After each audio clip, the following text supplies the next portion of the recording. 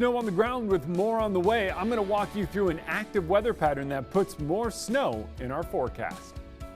Roads are looking a little bit better this morning as the snow has cleared off the roads. We're currently in a 24-hour city plow. I'll be your eyes this morning covering conditions. It's hundreds of millions of dollars into our community of free money, right? That's the best part. They come in, they spend their money, they leave. A much-needed financial boost is on its way to Spokane. This morning, we'll take a closer look at why the latest announcement for 2022 sets a strong tone for Spokane's post-pandemic recovery. Today, there's a push to give women the boost they need to get out of homelessness. And to do that, clean clothes are important. Within about 8 days, I had a job and was doing great. We will explain how you can help donate clothes to women in need in our community. Up with KREM starts right now with Jen York, Joshua Robinson, Jeremy Legoo, and Dana Marie McNichol.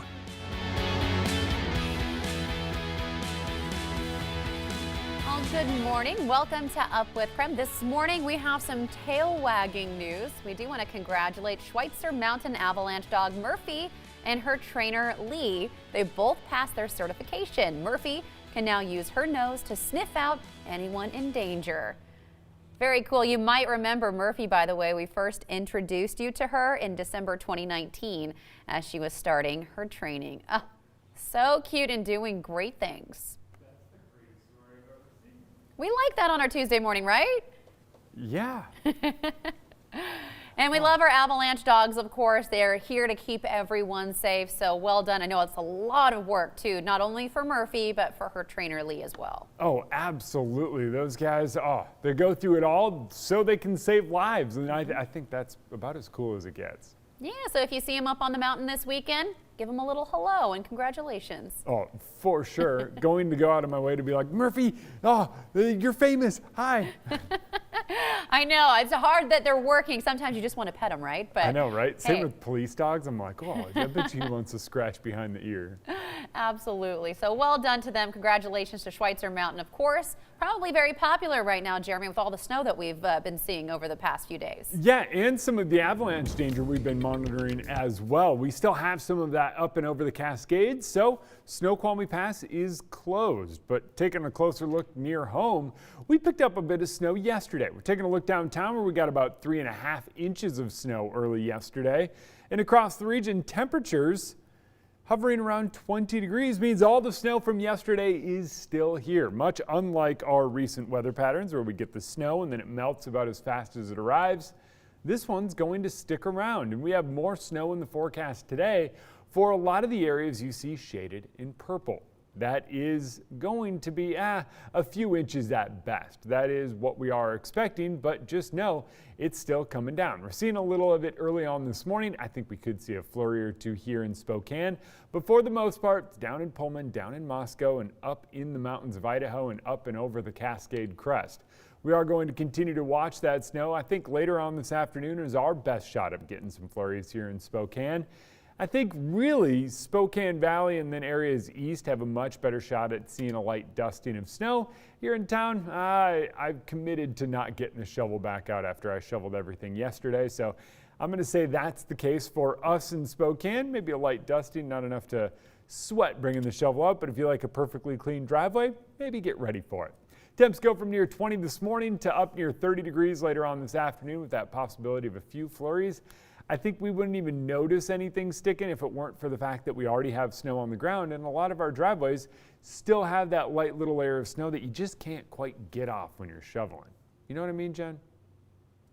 Absolutely. I'm into that, Jeremy. Yeah. I mean, I'm not doing the shoveling, but someone is. Well, there you go. I support that. Mm-hmm. All right, 6:03 now. We want to take a live look at Snoqualmie Pass. Both directions right now are closed. This is from North Bend to Ellensburg.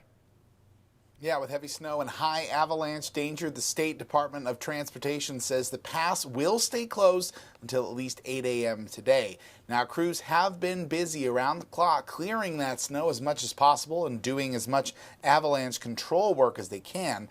Washington State troopers are warning drivers to take this seriously. Word avalanche ought to get folks out there really scared. I mean, we know on this side, not because we had an avalanche danger on the road, but we lost a trooper to, an avalanche.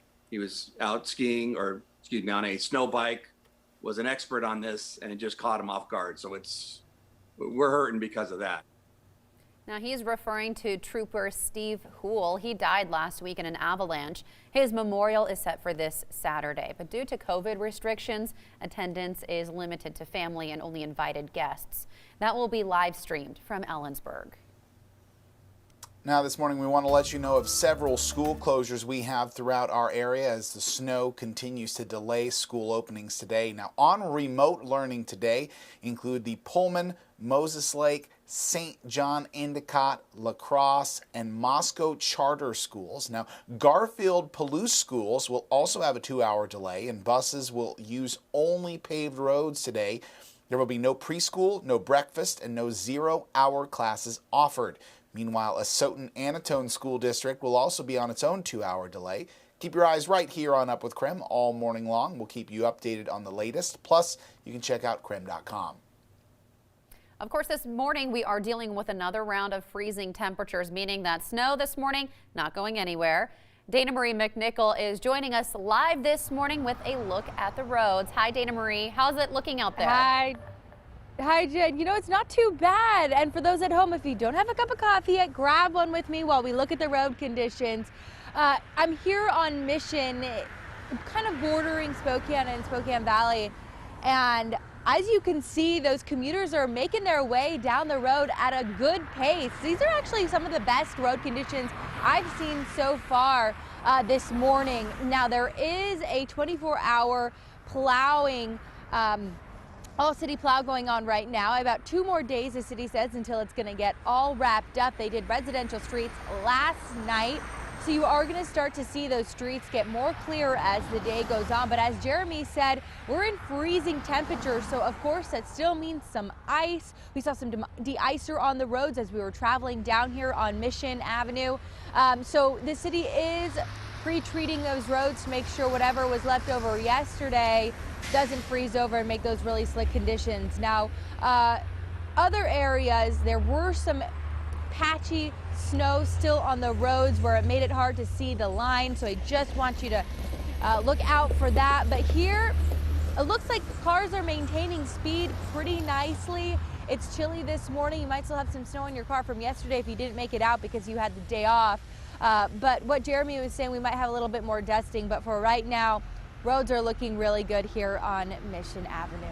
Reporting live in Spokane, I'm Dana Marie McNichol.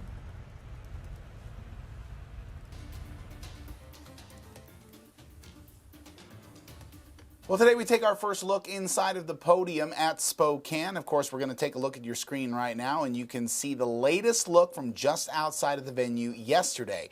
But today, KREM 2 gets to go inside for the first time. Over the past few days, we've told you about the 2022 U.S. Indoor Track and Field Championships that are coming to the podium, which also has 16 volleyball courts, 9 basketball courts, and 21 wrestling mats to help run other big events. Today, the Spokane Sports Commission will talk about the significance and the benefits of a venue like this one in Spokane.